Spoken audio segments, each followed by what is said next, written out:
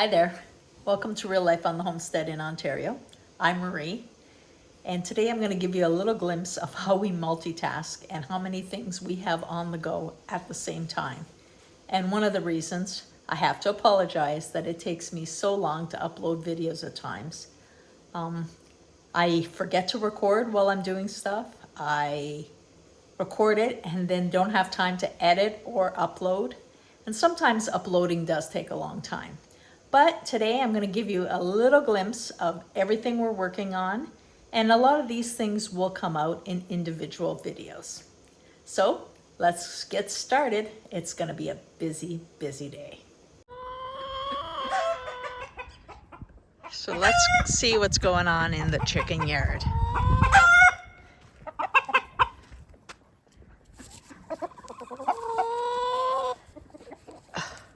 There we go. Good morning, everybody. See why my eggs are so dirty? It is a mud yard this time of year.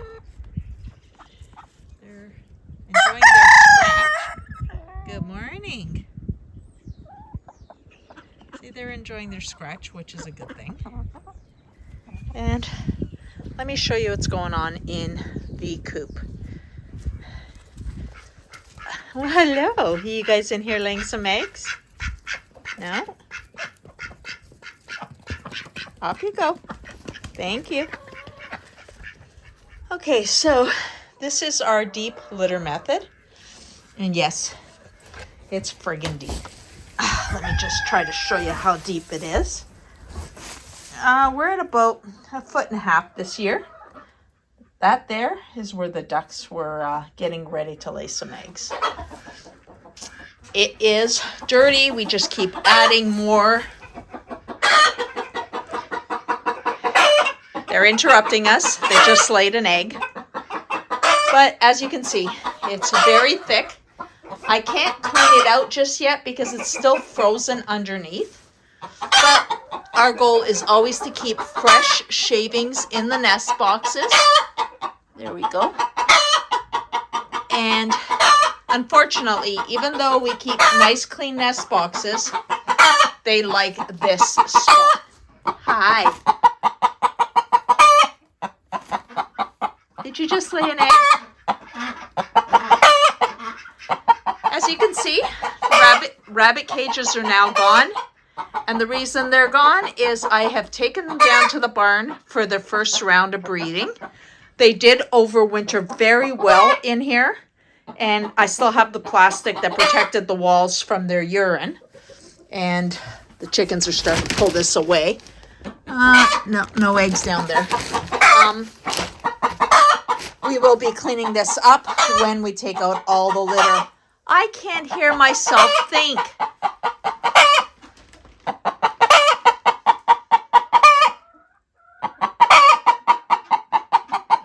Okay, get lost already. Go.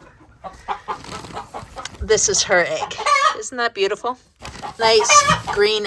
No, this is a gray egg. I'll just put that in my pocket. It's nice and warm.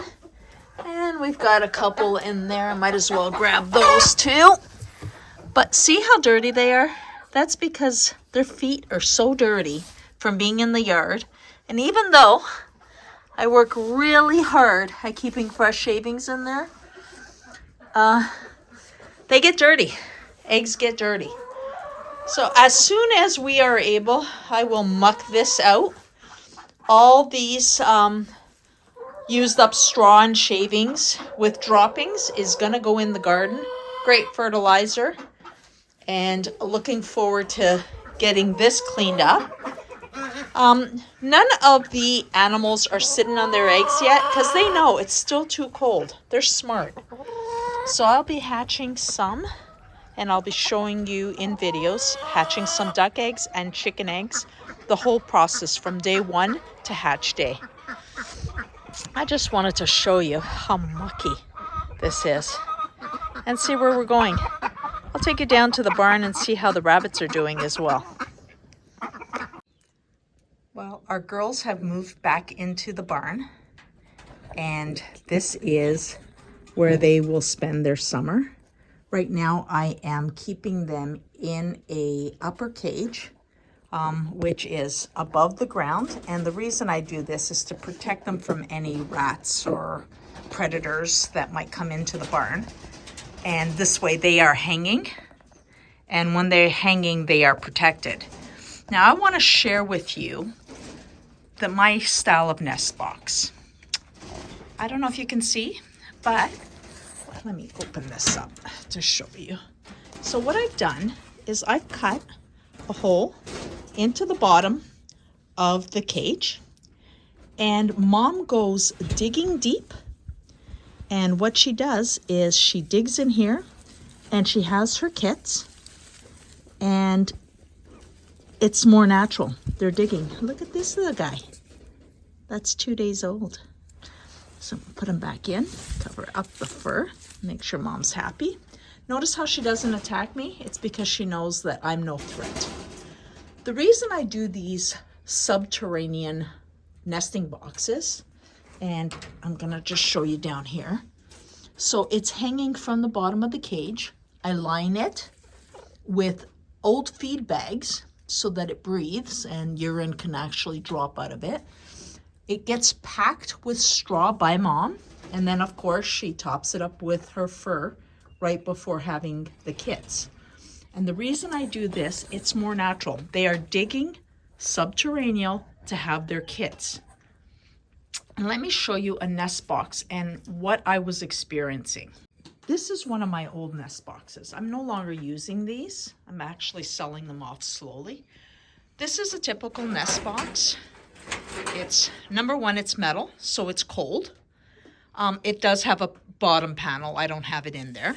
So you have your, let's say, your bedding in there. Mom jumps in, has her kits, feeds them.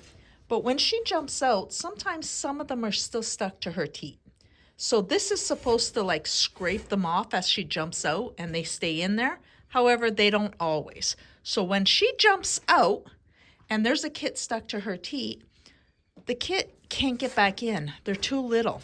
So what ends up happening is they end up dying on the wire, either because it's overnight and there's no attention. She might stomp on them. If it's cold, they'll just freeze.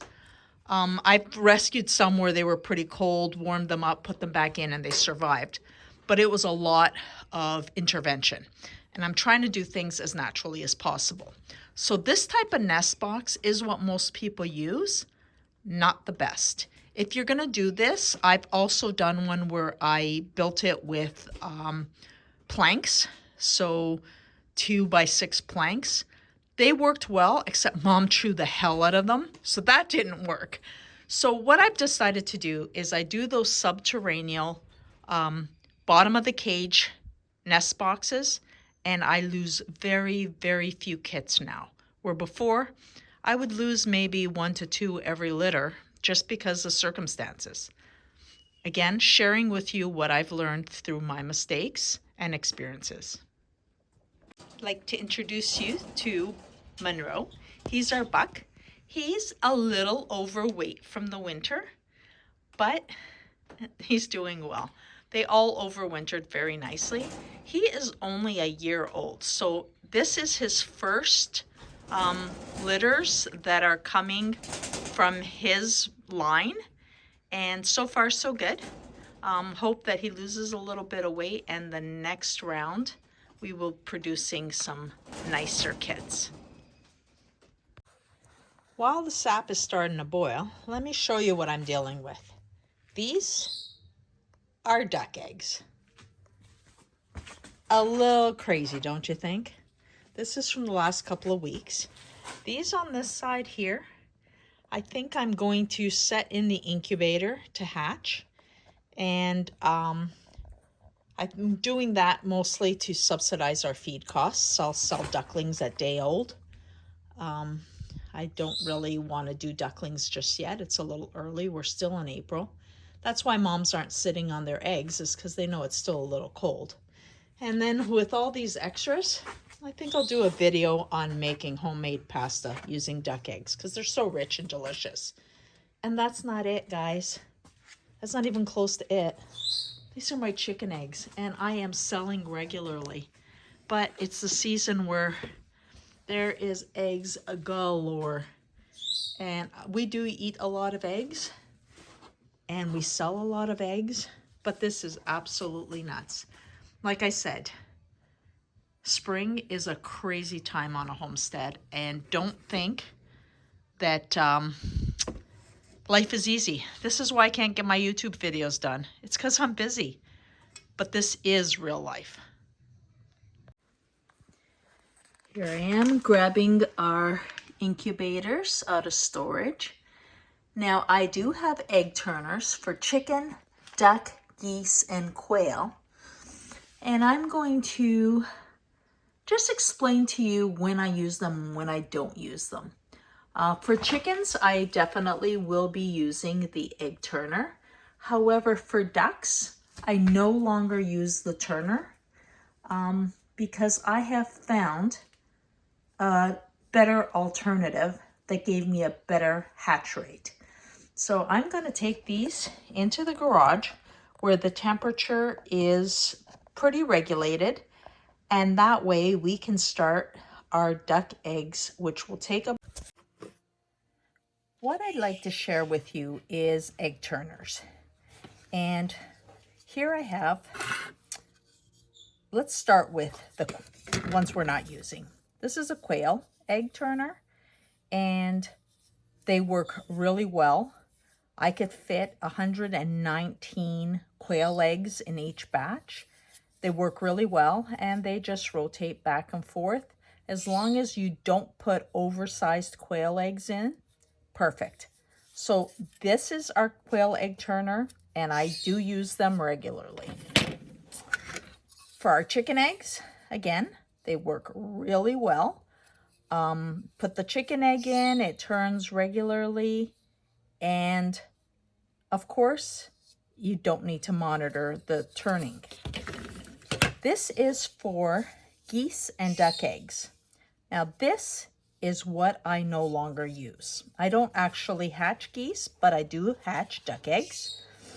You're supposed to place them in here like this, and I find that they roll out. But they're too big for the chicken turners. So I did do one batch, and after a while I found that they kept rolling out, got a little frustrated. But one thing I've always done is I tried very hard to see how the moms hatch their eggs naturally. And I found this, even if it stayed on, is not how the duck eggs hatch. The mom doesn't rotate the eggs regularly. Now I am using a very old Homestead. It was the model 1602C. It's old, and it has the old thermostat, old heating coil, just like in an oven. Not the best, not like my other one that I will use for my chicken eggs, but this works just fine because I put in my own thermometer to measure the temperatures, and I just go with the flow. Now what I do is, instead of using the egg turner, as we were speaking earlier, I am going to lay my eggs flat on here. And I am going to mark with an X so I know what side the eggs are on. And then what I do is I rotate them with my hand, because when Mom Duck gets up to go and have her drink of water and her bath, her feed, she just gets up and she just moves them. They're not rotated every 5 minutes, every, half hour. She gets up, they get moved. She comes back and she's wet from having her bath. So what I do is I use a spray bottle and I spray the eggs, the same as Mom coming in with some wet feathers. and she wets the eggs. So I don't worry about the humidity, which is how I learned to do it. You keep humidity at a certain level and you make sure it stays at that humidity level and it stays at a certain temperature. What I've done is, instead of learning from books and others, I've watched how the moms hatch. And ever since I've done it the way the moms hatch, I've had a huge increase in my success rate for hatching ducks. So I'm going to get all these eggs into this incubator. First of all, before I do that, I'm actually going to heat up the incubator. So I'm going to put these back. I just wanted to show you my goal. I'm going to heat up the incubator so that it's at temperature. And then I'll place all the eggs in there and I will show you how that looks. Well, I've got all my eggs ready. These are my duck eggs. I've marked them with an X. And what I will do is every day, 3 times a day, I will come in here, spray them with cool water, the same as Mom coming in from her bath and coming to lay back on the eggs. When Mom lays back on the eggs, she moves them around a bit, like this. It's not rotating the same as an egg turner, it's just randomly rotating them. Every once in a while, I do make sure that all the X's are one way, just to make sure that they do rotate as evenly as possible. I will tell you, since I've been doing it this way, my hatch rate has increased considerably, because what I'm doing is duplicating exactly what Mom is doing in nature. She leaves them open, so it's not about constant heat. She leaves her nest, she goes to eat, go for a swim, have some water, then she comes back, she's pretty wet, and she lays on them. So they're getting a heat, cool, and moisture, natural moisture, not keeping at a certain humidity as we've read and been told. I'm mimicking nature, and it's working for me. Now, what I do is, this is on a chest freezer, and I've actually just written down my dates. And every day that I come to rotate, so tomorrow I'll do this, I tick off, rotate once, rotate twice, rotate 3 times. I'm doing this with pencil because it erases off my chest freezer very easily. I've also done my X's on my eggs with pencil. Do not use a marker or anything that can penetrate the shells and basically create toxins in your eggs. Now, you notice some of them are pretty dirty, and I've always read and learned that you need to have clean eggs to hatch out. Well, again, mimicking nature. Do you think the ducks really care? They lay their eggs, they put them in a clutch, and then they sit on them. So some of them are going to be filthy because it is spring and it's very wet, and some of them are a little bit cleaner. I do not stress over this. I find that since I haven't been stressing and I've tried to mimic nature, I've had more success. Now, what I've done is, in the incubator, I have placed a probe thermostat, and I placed it through one of the holes, and I'm just trying to see if we can get without glare. There we go. What I do is I put the probe at egg level so I can see what temperature the eggs are. Now, the temperature has dropped drastically. I keep this between 98 and 100. 99 is that sweet spot, but like I said, eggs are not kept at a constant temperature in nature. Mom's on them, it's going to be warmer. She leaves for a while, it's going to cool off. The reason the temperature has dropped is those eggs were cool. So therefore, the interior of my incubator has now just dropped in temperature. I'm going to monitor this closely. I have it set at 100. If it goes over 100, I'll get an alarm, and then I'll adjust my thermostat on my incubator. This is a very old incubator with the old twist thermostat, but because I'm verifying it with this thermometer, I'm comfortable with it. I've done it many times. Sometimes what I'll do, like when I'm hatching something that's very precious to me, I'll set up 2 different probes so that I can compare them. But this is it. This is day 0 on our duck hatch, and I'm going to monitor this with you along the way, and I'll actually candle the eggs so that you can see how I do it. Those are going to be made into pasta, and you can stay tuned for that one.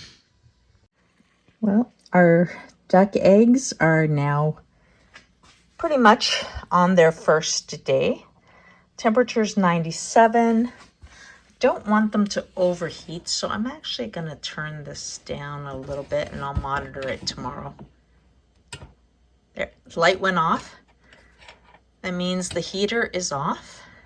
On, off. See how easy that is? That's those old foil coils as a thermostat. They work really well, but like I said, I use this as my backup, and I'll give you a peek of what everything looks like in there. I have come and turned them today, but tomorrow will be day 1. Day I set them always counts as day 0. Well, it's been a long day. Time to go put the hens and ducks in for the night. I will clip out the duck hatch and create a video just on hatching the duck eggs. And then a week from now, I'm actually going to set some chicken eggs. So I'll do another video on that. But we're going to have a little bit of duplicate videos to use. One, my life today, and then I will use that segment also for my duck hatching. So let's go put them to bed. It's that time of night.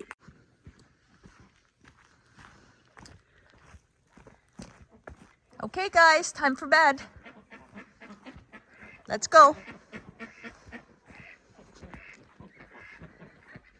They know. They know when it's time for bed. I love having ducks because they're so friggin' smart. Good job. Everybody in. Come on, Slowpoke. You should have had your water already. Come on. It's time for bed. Oh, she needs her last minute snack. This one does this all the time. It's like, I forgot to eat. Let me eat really quick. Come on, sweetie. Let's go. It's bedtime. Come on. When your ducks eat, they always want a drink of water afterward. It helps push their food down. So I'm going to be patient and let her get her mouth full, drink it down, and then she'll go in. Come on. Let's go. We're waiting for you.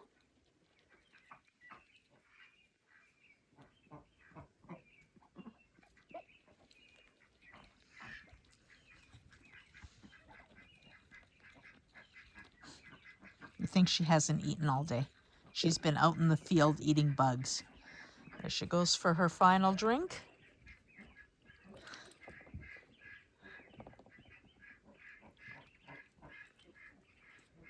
This is the Drake's favorite duck, so she tends to take off during the day and hide from them. Otherwise, she's being mounted constantly. Okay, sweetheart, time for bed. Let's go.